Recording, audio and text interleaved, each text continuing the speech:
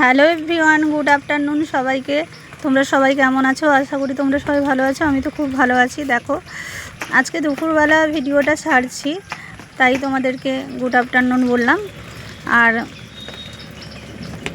দেখো, এই ফুলটা কি ফুল তোমরা বলো দেখি। এই ফুলটা খুব সুন্দর গন্ধ। এই ফুলটা কি ফুল তোমরা আমাকে কমেন্টে জানিও, ঠিক আছে?